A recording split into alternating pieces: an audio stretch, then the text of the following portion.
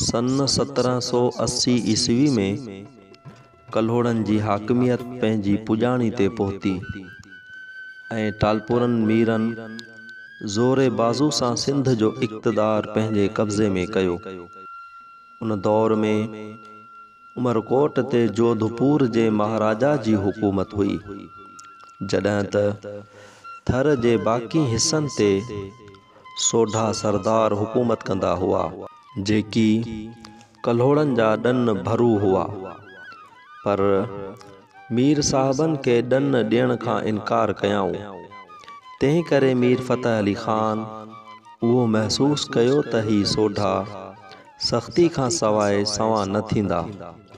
सो सोढनि ते पंहिंजो धाको ॼमाइण ऐं पंहिंजे दिफ़ा ख़ातिर थर जे अलॻि अलॻि हिस्सनि ते कोट क़िला तइमीर कराइण शुरू कयाऊं, जिन मां हिकु क़िलो नऊं कोट जे नाले सां मशहूर मारूफ़ आहे। ही क़िलो मीर करम अली ख़ान टालपुर पंहिंजे दौरे हुकूमत में सन 1814 ईस्वी में तइमीर करायो। चवनि था त मीर करम अली ख़ान सन 1812 ईस्वी में सिंध जी हुकूमत संभाली ऐं 1813 में जोधपुर जे राजा खां उमरकोट जी हुकूमत खसी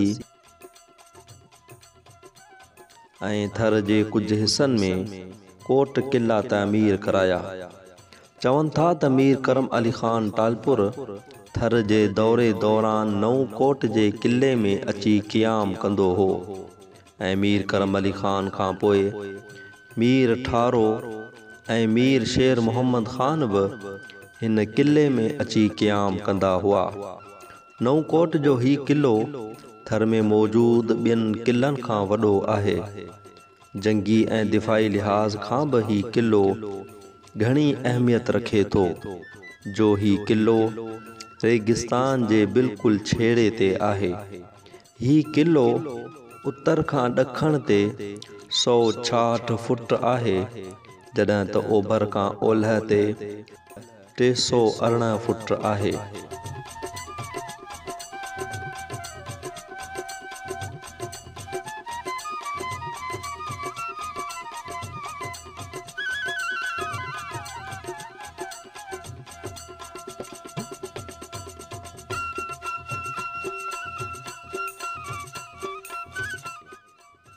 हिन क़िले जो शाही दरवाज़ो ॿियनि क़िलनि वांगुरु वकड़ ते आहे।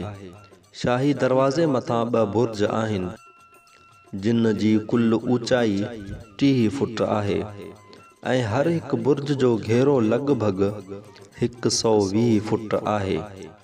शाही दरवाज़े मां अंदरि दाख़िल थियण सां हिकु चौकोर इहातो नज़र अचे थो, जंहिंखे दमदमा चइबो आहे। ही एतिरो त बहितरीन ठहियल आहे जो जेकॾहिं को लश्कर क़िले जे शाही दरवाज़े मां अंदरि दाख़िल थी बि वञे, पर क़िलो फ़तह करे न सघंदो। दमदमा जे चौफेर दीवार 20 फुट थुल्ही आहे। हिते सिपाहियुनि जे वेहण लाइ महराब ऐं ऊंधायूं बैरकूं ठहियल आहिनि। हिते 2 तोपूं पियल आहिनि, जेकी क़दीम न आहिनि।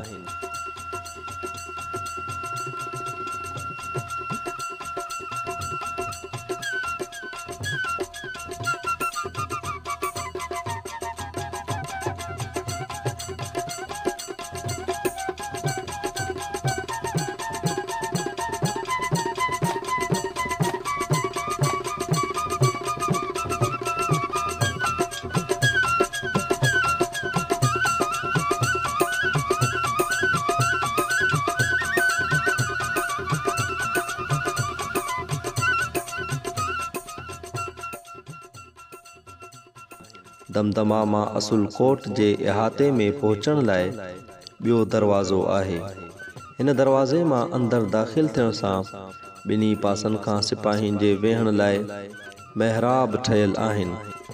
हितां खां अॻिते कोट जे इहाते में अचिजे थो त ॿिन्ही पासे ऊंधायूं बैरकूं ऐं बारूद खाना ठहियल आहिनि, जिन जी मरम्मत करे संदुनि हालत खे बहितर बणायो वियो आहे। कुझु बैरकनि में लोही कुंडा पिणु लॻल आहिनि, जिन मां मालूम थिए थो त इहे क़ैद खाना आहिनि। चवनि था त कोट जे दरवाज़े मथां फांसी घाट पिणु ठहियल हो, पर मौजूदा वक़्त में उन जो को बि निशान बाक़ी न आहे। उंधाइन बैरकनि जे पासे खां ई हिकु रिहाइशगाह पिणु ठहियल आहे।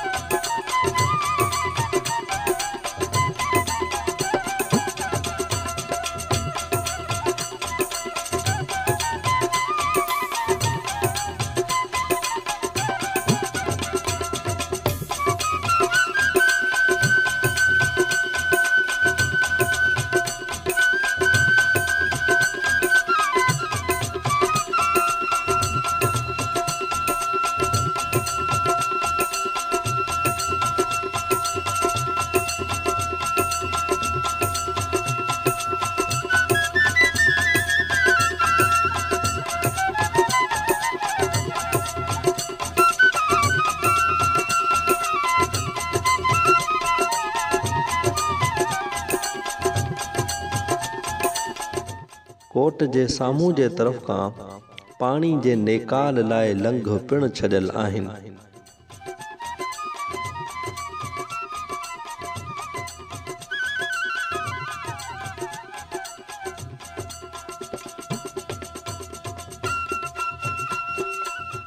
अंदरें इहाते जे दरवाज़े जे पासे कोट ते चढ़ण लाइ सीढ़ियूं ठहियल आहिनि, जिन ते चढ़ी मथीं दीवार ते पहुची सघिजे थो।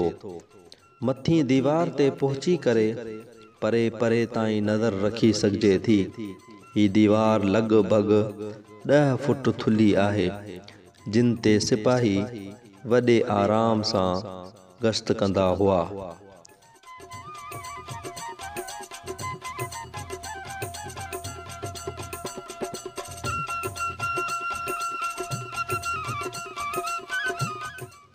कोट जे ॿाहिरें तरफ़ खां कुझु पुराणियूं तुर्बतूं आहिनि। मक़ामी माण्हुनि मुताबिक़ इहे कुझु बुज़ुर्गनि जूं आहिनि, पर कुझु तारीख़दाननि खां मिलियल मालूमात मुताबिक़ अंग्रेज़ दौर में कुझु क़ैदियनि किले मां भॼण लाइ ऊचियुनि दीवारनि तां टिपो ॾिनो, पर ज़िंदा बची न सघिया, जिन खे अंग्रेज़नि इबरत ख़ातिर किले जे पासनि खां ई दफ़नाए छॾियो, जिते संदुनि क़बरूं अॼु बि मौजूद आहिनि।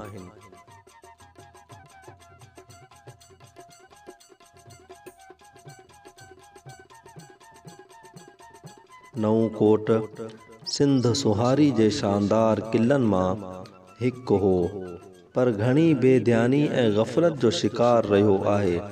पर मौजूदा वक़्त में एंडोमेंट जे सहकार सां हिन किले जी मरम्मत करे हिन जी हालत खे काफ़ी बहितर बणायो वियो आहे ऐं ॿियनि किलनि जी निस्बत हिते जो इंतज़ाम पिणु काफ़ी बहितर आहे।